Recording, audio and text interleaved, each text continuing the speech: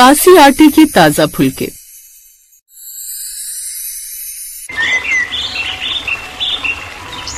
नूरपुर गांव में सुबह का समय था। मुर्गे की बांग और मंदिर की घंटियां साथ साथ गूंज रही थी। आंगन में धूप फैल रही थी और रसोई में दो औरतें काम में लगी थी, जिसमें बड़ी बहू अंजलि और साथ में छोटी बहू यानी कि रीमा। दोनों देवरानी जेठानी एक साथ रसोई में काम कर रही थी। वो दोनों एक ही घर में रहती थी, पर दोनों के स्वभाव में जमीन आसमान का फर्क था। अंजलि बड़ी बहू थी, जो कि थोड़ी अक्खड़, कंजूस और हर काम में खुद को श्रेष्ठ मानने वाली। वहीं सोनिया थी शांत, मीठी बोलने वाली और सबकी परवाह करने वाली। अंजलि घर में बड़ी थी, इसलिए हर काम में अपनी ही चलाती थी। रीमा, देख जरा, पड़ोस से मुर्गी आंगन में आ गई और अब वो फिर गंदगी फैला देंगी। भगाओ उन्हें यहाँ से। तुझे कुछ दिखाई नहीं देता क्या? भाभी अभी साफ कर देती हूँ, लेकिन पहले माँ जी के लिए नाश्ता बना लूं। वो शुगर पेशेंट है, उन्हें भूख लग गई होगी। नाश्ता तू बनाएगी? आज तो मेरी बारी है, तू रहने दे। तेरे बनाए फुलके तो चपाती नहीं, पत्थर लगते जो ठीक से चबाए भी नहीं जाते। लेकिन भाभी, आज तक किसी ने शिकायत तो नहीं की। तू चुप कर, तुझे क्या पता। चल अब जितना कहा उतना कर, समझी? ये बात सुनकर सोनिया चुप रह गई। वो जानती थी कि जेठानी से बहस करने का मतलब है अपना ही मूड ऑफ करना, क्योंकि अपने आगे वो किसी की सुनती नहीं थी। इसलिए सोनिया आंगन में मुर्गियां भगाने चली गई और अंजलि ने पीछे से झट से रसोई में रखा आटे का डिब्बा खोला, जिसमें कल का बचा गुथा हुआ आटा रखा हुआ था, जो कि सूख कर कड़ा हो गया था। इसकी रोटियां बना देती हूँ, क्यों बेकारी आटा खराब करना। लेकिन तभी कुछ देर बाद सोनिया आंगन से आ गई और बासी आटा देखकर बोली, भाभी, आटा तो बासी हो गया है, नया गूंथ लीजिए। अरे वाह, तू क्या जाने बचत क्या होती है। ये आटा फेंक दूंगी तो फिर सासू माँ कहेंगी कि बहुएं हाथ खोलकर खर्च करती हैं। बासी हो या ताजा, रोटी तो रोटी ही होती है, क्या ही फर्क पड़ता है। जानती है ना हमारे पति कितनी मेहनत से कमाते हैं। पर भाभी, अम्मा जी की तबीयत ठीक नहीं रहती, बासी आटा उनके लिए अच्छा नहीं होगा। अब तू मुझे सिखाएगी क्या? जा तू अपने काम कर, मैं तुझसे बड़ी हूँ और अच्छे से जानती हूँ क्या कैसे करना है। फिर सोनिया ने सिर झुका लिया। वो चुपचाप अपनी जेठानी के साथ काम करवाने लगी। अंजलि बहू, जल्दी कर, पेट में चूहे दौड़ रहे हैं। अंदर रसोई से बड़ी बहू बोली, बस माँ जी, तवे पर फुलके रख दिए, 5 मिनट में लेकर आ रही हूँ। सोनिया ने देखा कि फुलके तवे पर सूख रहे हैं, उनमें फुलाव नहीं है, लेकिन वो कुछ नहीं बोली। बेचारी माँ जी कैसी ये सूखी रोटियां चबाएंगी। तभी वो बोली, भाभी, थोड़ा घी लगा दीजिए, ये बासी रोटियां थोड़ी नरम तो हो जाएंगी। घी? क्यों, तेरे मायके से आए क्या? ये मेरी माँ ने भेजा और तू क्या चाहती है? मैं ये पूरा डिब्बा खाली कर दूं? रहने दे, सासू माँ को सब ठीक लगेगा। चल अब जल्दी से खाना परोस थाली में। कुछ देर बाद, लीजिए माँ जी खाना। फिर जैसे ही गोमती देवी ने एक निवाला लिया, पर दांत लगाते ही फुलका टूटा ही नहीं। अरे ये क्या है बहू, ये तो रोटी नहीं लकड़ी लगती है, ये तो टूट ही नहीं रही। अब माँ जी, गाँव का आटा है ना, थोड़ा सख्त तो होता ही है, और क्या पता आटा ही पुराना हो। सविता, कल मैं खुद नया आटा लाया था, फिर ये पुराना कैसे हो गया? अब वो मुझे क्या पता जी, मैं इस आटे में थोड़ी ना घुसी हूँ।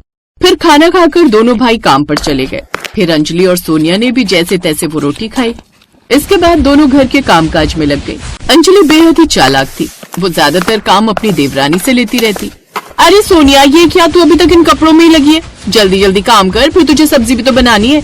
और हाँ, आटा रहने देना, मैं लगा लूंगी। ये जेठानी जी तो कितनी चालाक है, सारा काम मैं करूँ और खुद थोड़ा सा काम करे।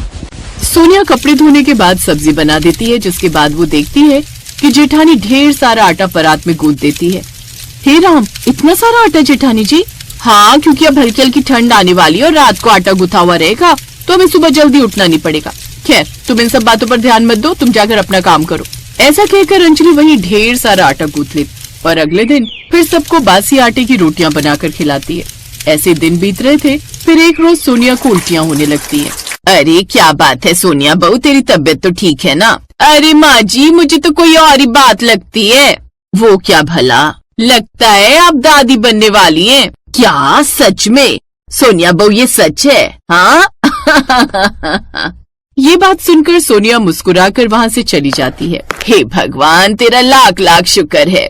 ऐसे कुछ दिन बीत जाते हैं और अब सोनिया घर के काम तो करती ही, साथ ही अपना ध्यान भी रखती। ना जाने ये जेठानी जी की बासी आटे की रोटी खिलाने की आदत कब जाएगी। पहले तो मैं ये सब खा भी लेती थी, लेकिन अब तो मैं माँ बनने वाली हूँ। ये मेरे लिए और मेरे बच्चे दोनों के लिए सही नहीं होगा। ऐसा कहकर अब सोनिया अपनी जेठानी की इस आदत का तोड़ निकालने की कोशिश करती है। फिर अगले दिन, जेठानी जी, वो आप तो जानती, इस हालत में मुझसे कपड़े नहीं धोए जाएंगे, तो आप एक काम कीजिए ना, कपड़े आप धो दीजिए, तब तक रोटी मैं बना लेती हूँ। अच्छा ठीक है, लेकिन सुन, जो बासी आटा बचा है ना, उसी की रोटियां लगाना। ये भी कोई कहने की बात है जेठानी जी। अब अंजलि तो अपना ऑर्डर देकर चली जाती है, लेकिन सोनिया भी अपनी चालाकी दिखाती है। वो झट से थोड़ा सा ताजा आटा गूंथती है और उसकी ताजी ताजी रोटियां बनाने लगती है। कुछ देर बाद खाना बनाकर वो सबको परोसती है। वाह, आज के फुलके तो बड़े नरम और फूले बने हैं। हाँ सोनिया, आज तो मैं 2 रोटी और ज्यादा खाऊंगा। लेकिन अब अंजलि मन ही मन सोचती है, ऐसा भला कैसे हो सकता है? बासी आटे के ताजा फुलके कैसे बन सकते हैं? ये तो बिल्कुल भी ऐसा नहीं लग रहा जैसे हम बासी आटे की रोटियां खा रहे हो। जरूर इस सोनिया की बच्ची ने कुछ गड़बड़ की है। अंजलि को अब सोनिया पर शक होने लगता है और वो उस पर नजर रखने लगती है। अगले दिन वो सोनिया से कहकर रसोई से बाहर चली जाती है, लेकिन अब वो चुपके से बाहर की तरफ जाकर रसोई की खिड़की से उस पर नजर रखने लगती है। लेकिन सोनिया जानती थी कि उसकी जेठानी ऐसी कोई हरकत जरूर करेगी, इसलिए उसने पहले आटा गूंथकर जिस डब्बे में उसकी जेठानी ने रात का आटा रखा हुआ था, उसने उसमें से वो हटाकर वहाँ पर ताजा फुलके का आटा रख दिया था। शुक्र है, अब कम से कम रोज रोज हमें ये सब तो नहीं खाना पड़ेगा। लेकिन इन सब में ये होने लगा कि जल्दी जल्दी आटा खत्म होने लगा। और फिर एक दिन अंजलि सोनिया को बासी आटा गाय को देते हुए देख लेती है, जिसे देखकर वो काफी गुस्सा हो जाती है।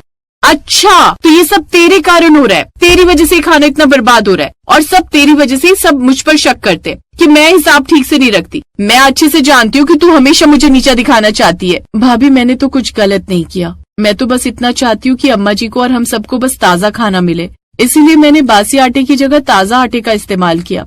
छोटी बहू को देख अब सास भी बोल पड़ी। अंजलि, बहू का कहना कुछ गलत नहीं, बासी आटे से खाना बनाना ठीक नहीं, सेहत खराब हो सकती है। हाँ अंजलि, बचत अच्छी बात है, पर अगर उससे प्यार और स्वाद चला जाए तो उसका क्या मतलब। उस वक्त अंजलि अपने कमरे में चली गई। उस रोज उसने कुछ भी खाया पिया नहीं। क्या सच में मैं जरूरत से ज्यादा सख्त हो गई हूँ? सोनिया तो बस सबकी भलाई चाहती है, शायद मैं ही हर बात में उसे गलत समझने लगी थी।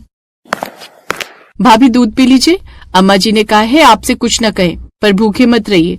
तू सच में बहुत भली है, मुझसे गलती हो गई, मैं तुझसे जलती थी, सोचती थी सब तुझे ही अच्छा मानते हैं।